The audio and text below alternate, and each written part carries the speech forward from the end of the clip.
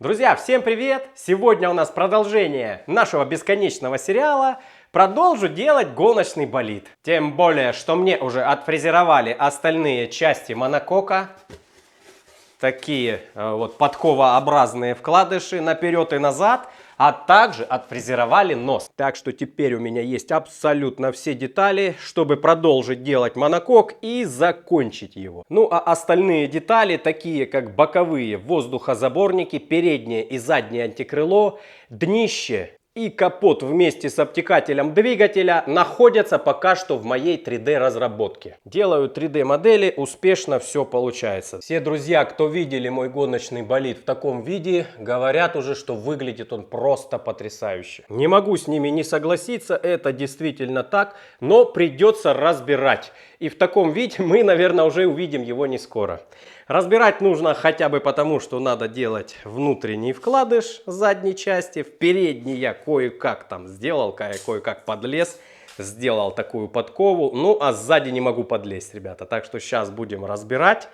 И все подмерять, примерять, отрезать и склеивать. Передний вкладыш, как вы можете заметить, я уже склеил. Высыхает. Нос тоже склеил. Поставил грузик для прессования. И тоже ждет полимерилизации, пока нельзя трогать. Эх, не хочется разбирать, но надо. Разобрал гоночный болид, все. Довольно длительная операция, дольше, чем собирать, потому что я все запакетировал, все рычаги и все аккуратненько позаматывал стретч-пленкой, чтобы не пылилось, не загрязнялось, не попадали никакие эпоксидные капли. Потому что это уже готовые изделия. Также и остальные запчасти упаковал. Ну вот так это теперь пока лежит. Не знаю, куда их девать, куда складывать. И потихоньку стремлюсь к тому, чтобы нанести первый слой карбона. Вот уже обратите внимание, и бортики защищаю скотчем. Здесь вообще уже малярные технологии пошли. Все запакетировал, опять же, чтобы ничего не накапало. Ну и очень много времени посвятил подгонке. Кое-где пришлось разрезать пенопласт, уширить, кое-где унизить. Ну, в общем, делаю, ребят, чтобы было максимально точно все и максимально красиво. И вот уже финальная часть. Заделываю все скотчем. На второй детали осталось вот совсем чуть-чуть. Потом все это дело нужно будет выставить и вклеить. И можно будет наносить карбон.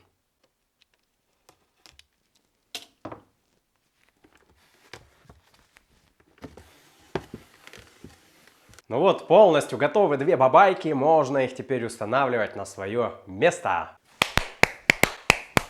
Примерно вот так это сейчас сделается. Примерно вот так. Поехали. Здесь есть некоторые весьма интересные тонкости, о которых я обязан вам рассказать, друзья. Опять же, ничего не утаивая. Итак, смотрим, как выглядят зазоры.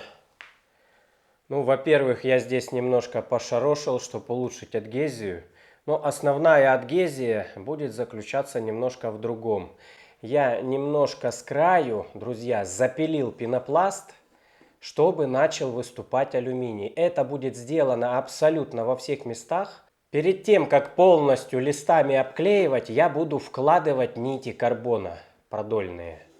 Ну, либо еще как-то наращивать здесь толщину, чтобы все сравнялось. В итоге, когда мы все заклеим, эти шпангоуты будут как бы внутри карбона находиться. То есть они ребрами будут давить туда-сюда, то есть не будет у них свободы никакой. Они будут сидеть как бы в лунке. В этом заключается основная хитрость моей технологии. Но чтобы они легли ровно и красиво, нужно еще все это, естественно, выставить, приклеить. Ну, еще не помешает протестировать новую эпоксидную смолу. Так как я ей ни разу не пользовался, я вот здесь понамазал разных квадратиков. И карбон толстый здесь, и кевлар. И вот под прессом я там заложил хлопья, волокна такие. Просто накупил немножко разной фибры, разных рубленых волокон. И вот теперь экспериментирую, друзья. Это я позаливал в лунки, то есть в итоге выйдут отсюда палочки. Это будет просто из эпоксидной смолы. для проверки на прочность. Это с добавлением мелкой-мелкой карбоновой пыли волокна длиной 0,02 мм. Этой же пылью обработал обычную бальзовую палку с двух сторон. Вот хочу посмотреть, увеличится у нее прочность или не увеличится и насколько увеличится. А еще есть палка со стекловолоконной пылью. Ну, здесь мне ее пришлось перевернуть, чтобы было максимально все без пузырей, потому что я на нее надавливал. Делать что-либо из эпоксидной смолы, которой вы никогда не пользовались, это просто преступление, друзья.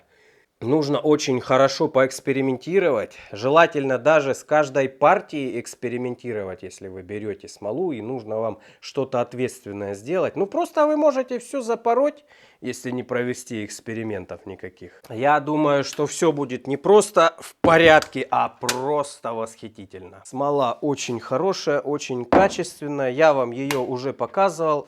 Вот такой буду пользоваться. В принципе, я пользовался, можно сказать, такой же эпоксидной смолой. Вот, обратите название SR82. Название точно такое же.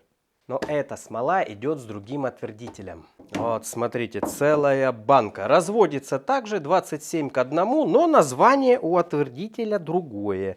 Здесь CH80-2, здесь CH80-1. В итоге, что же я хотел этим добиться? Зачем менял смолу? Ну, во-первых, самое главное, у нее дольше время жизни. Благодаря этому отвердителю у нее, ну, по-моему, на 70% дольше время жизни. Я в каком-то видео уже точно говорил, но уже подзабыл. Еще из интересного, у нее поменьше прочность. Да, прочность меньше у нее где-то на 10%, чем у прошлой смолы. То есть та была вообще люто прочная, наверное, самая прочная из всех. Но зато здесь повысилась ударная вязкость в 3 раза. Там на 10% мы потеряли, а тут в 3 раза приросло. Вот это уже круто. Ну, короче, ребят, самое главное... А, вот еще. Она более жидкая. Это тоже классно. То есть, мало того, что время жизни у нее дольше, так она еще и быстрее пропитывает. В итоге... Для изготовления таких больших конструкций, как монокок, это очень хорошо, потому что можно быстро пропитывать, да и плюс время жизни дольше, то есть можно еще и дольше пропитывать. И мне кажется, это мне поможет. Это прям будет хорошая смола, но я уже там помазал. Самый главный тест был на толстом карбоне. Как он его пропитывает, как он его разжижает, растворяет, ну, то есть, когда он становится мягкий и податливый. Растворяется биндер там, если что. Ну, в общем-то, очень даже быстро. Мне понравилось, друзья. И вот уже, когда это было там днем, наверное, уже вечер, ну, она еще такая. Уже не годится для пропитывания, но все еще жидкая достаточно. Ударная вязкость больше, видимо, потому что сюда добавили пластификатор. А из-за этого чуть-чуть и прочность понизилась. Бывает еще более жидкая смола, но то уже сверхжидкая для инфузии. Ну а чтобы понять, какие у нее механические свойства, я думаю, вполне приличные, хорошие будут у этой партии. Я сделал образцы. Вот, надо дождаться, плюс еще их просушить и попробовать сломать. Ну, как обычно, друзья. Также вот на этой палке есть 3 вида испытаний. Это просто смола. Видите, она плохо смачивает и такими островками, пятнами. Здесь с стеклянной пылью в малом количестве, здесь со стеклянной пылью в большом количестве. Этот эксперимент поставлен для того или из-за того, что все-таки вы меня напугали, ребята, и я решил перестраховаться. Мне это ничего не стоит, почему бы не сделать это? Некоторые начали уже понимать, к чему идет дело. Да, друзья, хочу намазать на алюминиевые детали сначала просто эпоксидку со стекловолокном. Сделать, так сказать, небольшой разделитель. Ну, просто по-другому она не намажется. Надо либо ткань клеить стекловолоконную, что я не хочу. А можно просто намазать тонким слоем и отделить алюминиевые детали от карбона. Все это для борьбы с электрокоррозией. Ну, лично мною ее замечено не было. Я проводил эксперименты полугодичные. Вот. Но я не пробовал, конечно, в соль это все замачивать, в соленую воду точнее. Но не знаю почему. Видимо потому, что монокок очень гигантская вещь. И не хотелось бы попасть рано или поздно в какую-нибудь глупую ситуацию, когда, например, пошла бы коррозия из-за углеволокна. Вот. Хотя мною, я же говорю, замечено не было, но мало ли, а вдруг будет, и мне это ничего не стоит просто взять и намазать здесь эпоксидочкой. Сделать небольшой разделительный слой. Так я и сделаю, друзья. Вот. Мне кажется, вы рады и тоже поддерживаете эту мою инициативу. Ну а сейчас часик у меня еще есть. В радость возьму, повклеиваю блоки. Нашел удобную для себя технологию. Вот так шприцом очень удобно наносить. И прям в эту лунку заносим. Смолу развел с аэросилом. Она не такая текучая теперь. Меньше шансов, что стечет.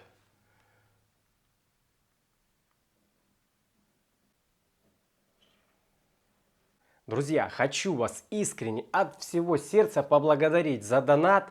Ну, ребята, с такой поддержкой канал точно не пропадет и никуда не денется, так как мне этих средств хватит надолго. Соответственно, постараюсь довольно-таки долго не беспокоить вас этим финансовым вопросом.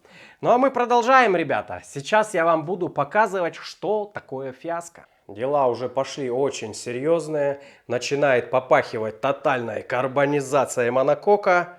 Я наклеил пленку. Она у меня была в наличии. Но хватило ее не на всю мастерскую. И я купил новую, ребята. И вот как вы думаете, что бы могло здесь пойти не так? Я когда увидел то, что купил, ну я просто офигел. Ах, буду показывать эту боль. Пленка должна защищать полы от эпоксидной смолы. И вот вы только посмотрите, какую пленочку волшебную я прикупил. Нет, вы видите? Она вся в дырках, ребята. Вот я даже вас вижу. Вот это да, и что с ней теперь делать? Ну, придется ее куда-то утилизировать. Потому что мне нужна другая пленка. Я пользуюсь другими, которые без дырок и без норок. Купил 2 пачки и вторая точно такая же. Все металлические детали уже обмазал эпоксидкой. Теперь можно смело работать карбончиком. Теперь точно никакой электрокоррозии не будет. Ну а сейчас 5-минутка дизайна. Дело в этом направлении тоже не останавливается и потихонечку идет. То есть днем я работаю в мастерской, а ночью я моделю дизайны. В общем, раньше у нас был вот такой воздухозаборник, который меня в принципе устраивал, но не окончательно. Вот так это выглядит, друзья. Там отверстие под сиденье, под пилота и воздухозаборник. Это подушка под голову, под шлем. Ну а здесь заход воздуха. Линии довольно плавные, можете обратить внимание. Вот. Все более-менее хорошо и красиво, но недостаточно. И я сделал вот что. Правда, пластика мне тут не хватило. Но обратите внимание, уже вид совершенно другой, даже сбоку. Появились какие-то углы под подушку. Появилось вот здесь ребро, более выраженное. Ну и сам воздухозаборник, обратите внимание, какой. Уже довольно-таки достойный и выглядит по-настоящему. Здесь еще будет закругление, но я уже не стал его моделить. Ну, короче говоря, ребята, что скажете на сей счет? Как вам нравится такой воздухозаборник? По-моему, очень крутой. Вот. И гармонично смотрится. Так, ну и прежде чем что-либо карбонизировать, давайте проверим образцы, которые я жарил 3-4 часа при температуре 80 градусов. Это просто эпоксидка новая. Это эпоксидка со стеклом 0,2 мм, 0,02 мм вообще-то там. Это 0,02 мм пыль карбоновая внутри. Ну, а это карбон рубленый. Ну, она, правда, потоньше. Ну, толстую я не смог сделать, она топорщится, мне пришлось ее прессовать, и она вот так сжалась. Вот так выглядит лепешка с того самого рубленого карбона. Там волокна длиной от полусантиметра до сантиметра. Ну, на прочность ее проверять смысла нет. Но что характерно, карбон застыл очень хорошо. Нет никаких сопливостей. И он застывал без печи. Так же, как и этот образец. Такая ткань имеет толщину 1,2 мм. Вот можно будет ориентироваться. Если 5 слоев таких дать, ух, то где-то 5 мм толщина монокока будет. В общем, могу сказать, что эпоксидка проверку прошла. То есть хорошие новости, смола хорошая. Ну а теперь давайте все же сломаем наши образцы. Мне приснилось сегодня, что вот эта карбоновая палка очень жесткая. Ну, хотя навряд ли. Возможно, она будет точно такая же, как и просто эпоксидка. Потому что волокна там 0,02 мм. Так же, как и стекловолокна здесь. Я сделал луночку, чтобы веревка хорошо держала вот здесь. Это просто эпоксидная смола без ничего. Килограмм, 2, 8, а прочная какая? 10. Ребят, какая прочная эпоксидная смола. Я в шоке. Ладно, 10 килограмм есть, погнали дальше. Она вот немножко осталась в таком положении. 10, 11, 12, 13, 14.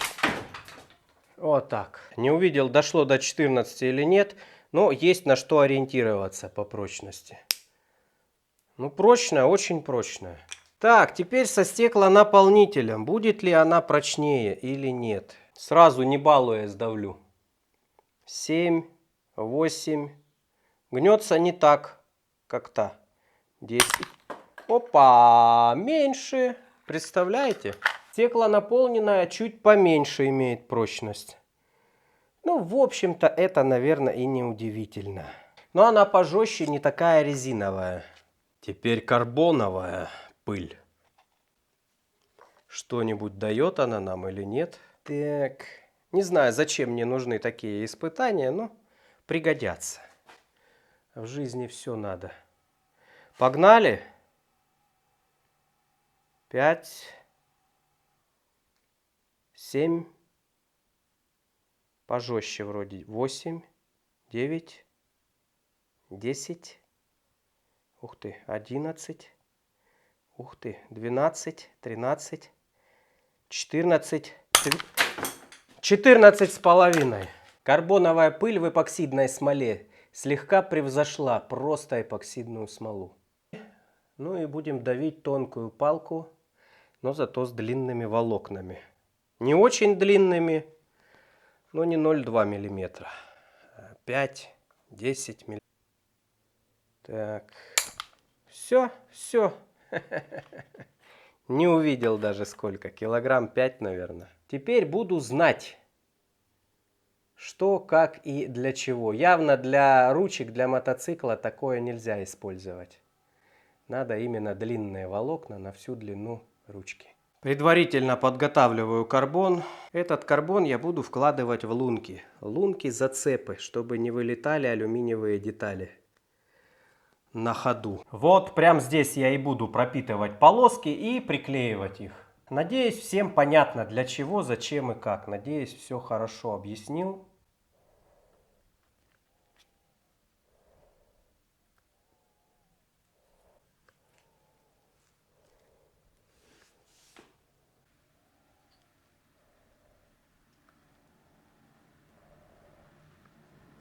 Окончательно залепляю все возможные места протечек эпоксидной смолы. Как можно лучше, как можно аккуратнее. Какие-то малярные технологии пошли на канале. Все малярным скотчем, пленками. Хочу попробовать новую для себя технологию. Воспользоваться восковой шпаклевкой. Очень интересная вещь, ребят. Можно много где применять. В изготовлении оснастки, ну то есть можно делать бортики для разъема матриц. Ну а можно залеплять дыры. Например, я не хочу, чтобы эпоксидная смола пролилась вот сюда, заклеила мне болт и со всеми вытекающими последствиями. Я ж его потом даже выкрутить не смогу. А вот с помощью такой штуковинки можно, смотрите, очень удобно и легко все заклеить. Ну что ж, друзья, по 10 раз все здесь позачищал. Видите, образовались уже какие пятна. из карбона. Пришлось, так сказать, карбоном здесь подшпаклевать, позачищать. Благо, когда зачищаешь, скотч особо шкурка не берет. Видите, он сохраняется. И теперь я вам хочу поведать, в чем же заключается суть моей технологии. Основное зерно, друзья. Для тех, кто любит проматывать, напишите для них в комментариях, когда они будут писать, что такое один слой, почему так мало. В комментариях, пожалуйста, ребят, но я не могу каждому объяснить, а вы им объясните для чего. Потому что это основное рациональное зерно именно моей технологии производства монококков. Итак, объясняю, друзья, в двух словах, чтобы всем было понятно и все запомнили. Итак, первое. Делаем жесткие алюминиевые конструкции, которые уже сами по себе в сборе позиционируют целых 8 точек крепления подвески. Собираем одну, вторую и позиционируем их относительно друг друга. То есть они становятся тоже идеально точно. Далее, что мы можем сделать? Мы можем повставлять блоки пенопласта, либо какой другой формы. Никакой вакуум, инфузию и прочее здесь в данной технологии использовать нельзя. Мы используем эпоксидную смолу для открытого формования. То есть, представляете, есть смола, которая не для инфузии, а для вот такой технологии, для моей. В общем, блоки делаем. Все это высокоточно выставляем, проверяем наши алюминиевые точные детали. Все у нас скреплено, и это двигать по сути сейчас нельзя. И получается, сразу заформовать весь монокок мы не можем. Потому что, ребят, мы не можем его крутить, вертеть, либо это будет дико неудобно. Хоть тут и есть просветы, но это дико неудобно сразу все заформовать. Поэтому мы делаем один слой сейчас, стараемся как можно лучше его разгладить и потом ждем, когда он застынет. А потом мы уже снимем со стапеля, так как уже вся конструкция будет склеена и неимоверно жесткая, ее можно уже крутить, вертеть как угодно, ее уже никуда не поведет. И потом мы можем накидывать сколь угодно много слоев. Будем накидывать разные слои, то есть и поперек, и кевлар у нас обязательно будет. Вон он там давно закуплен, лежит. И с толстой выгодной ткани будем делать, и с тонкой, и с декоративной. То есть потом еще декорирующий слой будет. Технология весьма простая в изготовлении. То есть мы таким образом сможем добиться высокой точности и высокой прочности. Потому что смола используется по прочности не уступающая ни припрегу, ни той, что используется в инфузии. А та, которая была на 10% прочнее, но быстрее сохнет, она даже, по-моему, прочнее всех этих смол. Вот. Ну а это сравнимая будет. Так что, ребята, сейчас мы будем накидывать первый слой. Надеюсь, всем понятно. И надеюсь, понятно объясняю, что вообще я хотел и что мы должны получить. На данном этапе я даже начинаю понимать, почему многие забрасывают подобные проекты. Когда они на скоряк что-то слепят с углеткани, кривое, косое, а работы потом по обтачиванию там столько же, сколько и здесь по факту у них. И они просто бросают проект, они понимают, что работы много, а у них ничего хорошего не получится в итоге. У меня же я уверен, что уж геометрия будет просто тут мега капитальная, просто высокоточная, ребята. И это классно, когда есть геометрия, есть, считай, что уже все. Ну а прочности мы всегда можем накидать дополнительными слоями даже потом. Мы поймем, не особо прочно, можно добавить слоев всегда внутрь, например. Так, ну и теперь по-быстрому, в чем основная проблема, если мы будем делать монокок в матрице, друзья? То есть, как делают промышленно, как делают болиды Формулы-1, как делают некоторые серьезные команды. В чем же здесь основная проблема? Опять же, основная проблема в точности. Только в ней. Мы можем сделать все в форме из углепластика. Можем даже заложить внутрь алюминиевые детали. Если мы это будем прожаривать в печи, это очень плохо. Алюминий расширяется очень сильно, карбон плохо расширяется. И при остывании алюминий, можно сказать, внутри обязательно отклеится. Обязательно он там отклеится и будет, ну, чуть ли не болтаться. Да, оно все там болтами можно стянуть, но не в этом суть. Основная проблема, а как мы потом будем делать все вот эти точки крепления? Скажите мне, как? Вот у нас есть Готовый монокок, мы его сделали в матрице, в печи, все как надо. Даже можем места там какие-то сделать для, ну, типа того, мы же фрезеровали. Все же круто, тут тоже фрезеровали, между прочим, пенопласт, но немножко я подгонял, все, миллиметры, не микроны. И как же потом, когда у нас есть просто пластмасса, кусок, сделать эти точки крепления? Я ума не приложу. Это надо какой-то мегастапель делать, вымерять все эти точки там, потом туда вкладывать этот монокок, как-то за счет подкладок все выравнивать. То есть сначала прикручивать каждую точку крепления, потом выравнивать, потом что-то туда подкладывать, подтачивать. Все это должно сойтись.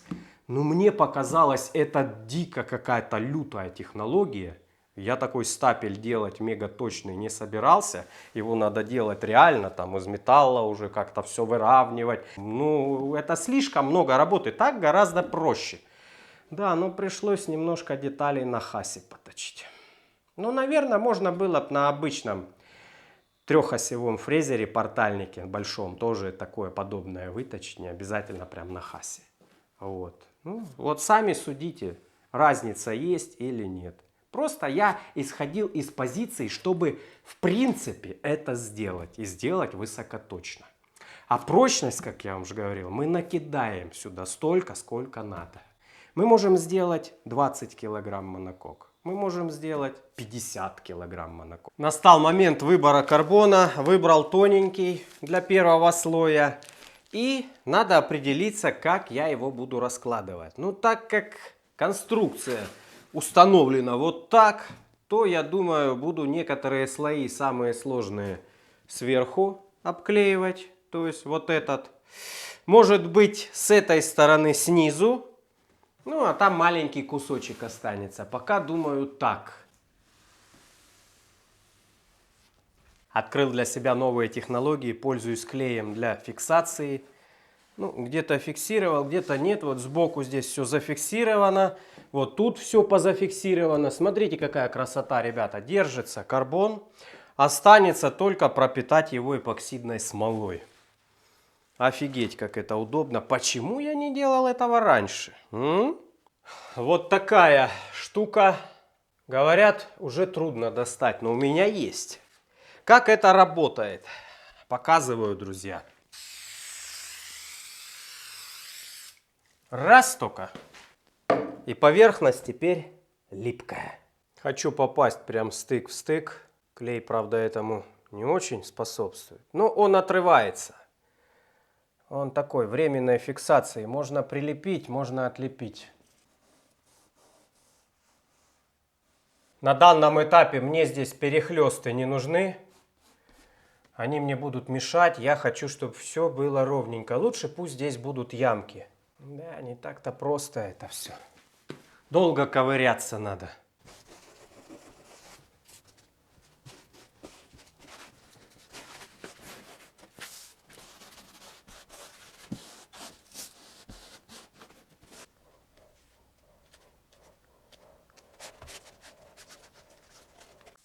С клеем напоминает работу с припрегом. Не люблю в ответственных задачах использовать новые технологии, но работа с клеем мне очень понравилась. Карбон уже на своем месте, друзья, обратите внимание, осталось лишь его пропитать. Да, снизу я там не смог сверх круто сделать. Ну, снизу доработаем потом, когда у нас наша болванка уже будет вращаться и мы будем наматывать. Все, друзья, сейчас пойдет жара. Тары теперь гигантские будут. Записал специально на бумажке, чтобы знать, сколько мешать. Потому что в попыхах можно перепутать, забыть, что-то посчитать не так. В общем, 400 грамм смолы, 108 грамм отвердителя. Полкилограмма смолы буду мешать за раз. Когда будем делать именно основные слои, много. Я там, правда, не знаю, чем еще буду намазать. Надо что-то более серьезное, чем кисточки. Вот, может, валиком буду намазывать. Короче, там еще тара больше будет. Еще буду больше мешать. Ну а пока делаю первый замес. Тех, кто заливает столы, мне не удивить, но для меня это большой объем.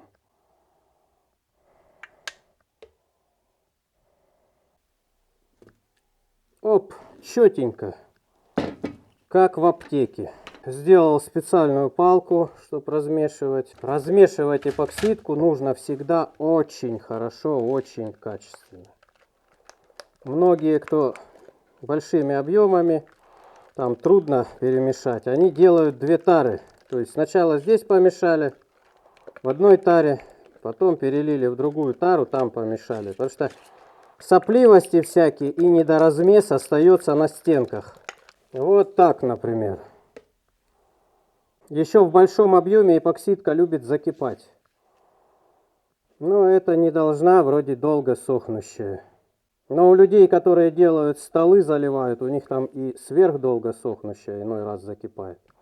Поэтому надо работать быстро. Если чувствуешь, что идет разогрев, можно перелить в несколько тар и увеличить площадь охлаждения. Тогда она, сами понимаете, меньше будет закипать. Много всяких тонкостей, которые нужно знать. Начну сверху и буду двигаться вниз. Чувствую, как идет пропитка, эпоксидка жидкая, хорошо, быстро прилипает. Проклеиваю здесь для жесткости основные слои, когда буду делать. Здесь уже карбона, наверное, не будет. Когда мало эпоксидки, сразу чувствуется, сразу видно. Это как цемент. Стоит чуть-чуть добавить, и уже глянцевая такая, хорошо пропитанная поверхность. Чуть-чуть меньше, и уже очень-очень сухой карбон. То есть здесь при таком раскладе особо сильно самой смолы не получается добавить. Здесь по-любому ее будет приемлемое количество.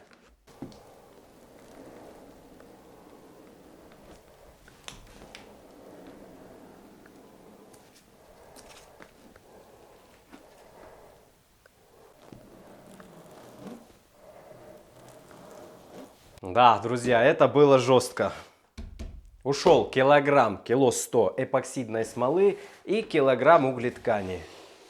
И вот что мы имеем. Один слой нашего монокока. Все. Он уже полимеризовался. Он уже весьма жесткий. Весьма и весьма. Уже можно ехать, в принципе, куда-то на нем. Но, конечно же, он еще не прочный и не выдерживает никаких крашей и никаких мега нагрузок на кручение. 3 часа ушло на оклейку. Я очень сильно утомился. Еще снизу надо дорабатывать. Я там не везде долез. Надо обтачивать и доклеивать. И поэтому я уже несколько дней думаю, что же делать дальше. Потому что вот так по 3 часа на каждый тонкий слой, а на толстый еще больше, это неприемлемо. Надо как-то быстрее работать. Ну, вертел мне поможет, а еще нужно быстрее вырабатывать эпоксидную смолу. Набрал 2 пакета всякого добра, то есть валики, кюветки. Я думаю, это мне поможет. Потому что кисточками, ребят, ну это уже все, не вариант при таких масштабах, при таких работах. Так что потихонечку буду все здесь обрезать и окультуривать. И готовиться уже к основной оклейке. Все это, получается, я планирую уже около 2 лет. Очень долго. Но, как говорят многие подписчики, главное, чтобы был хороший результат. Тут я согласен. Спешить не стоит.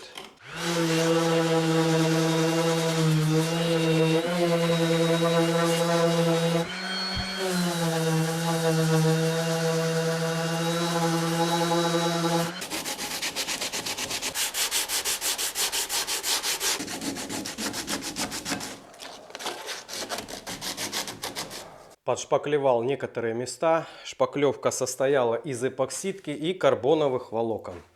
То есть, по сути, тем же самым карбончиком подшпаклевал. Сорян, ребята, если вы думаете, что при изготовлении монокока будет какая-то некая динамика, будет все быстро происходить, я, честно говоря, тоже так думал. Но, похоже, дело это не быстрое, и чтобы хорошо, качественно делать, нужно не спешить. То есть, спешка тут явно ни к чему. Позаделывал впадины и ямки, чтобы последующие слои карбона были более ровные. Соответственно, в связи с этим следующая серия, возможно, тоже будет через 2 недели. Потому что если через неделю снимать, ну там вообще показывать нечего. Вот вы видите, тут не сказать, что я вам особо много показал. А так бы вообще бы нечего было бы показывать после 1-й недели. изготовления этого чудесного, суперкачественного монокока. Так что такие вот дела, ребята, прошу понять и немножечко потерпеть.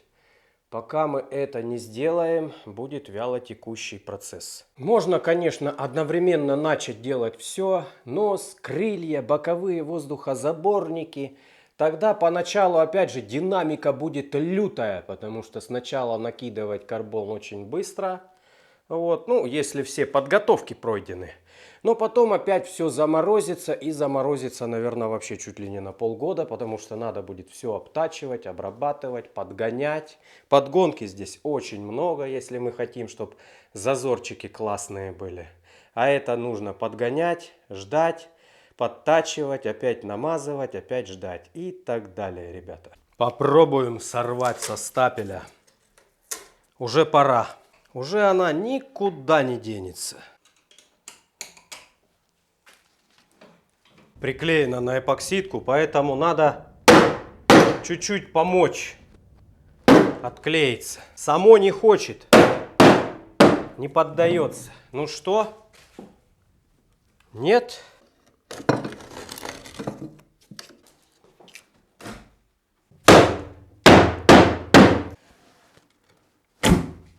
Есть некие помехи, их уже можно удалять.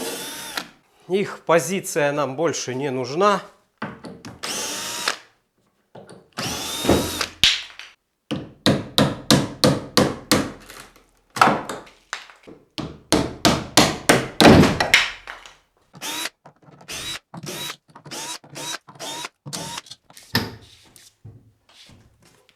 Поднимается.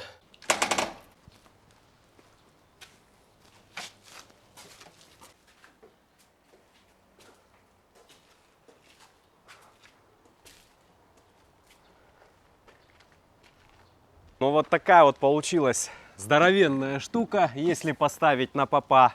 Я надеюсь, вам было интересно, я очень старался. Кому было интересно, подписывайтесь на канал, поддержите лайком. Всем пока, до новых встреч!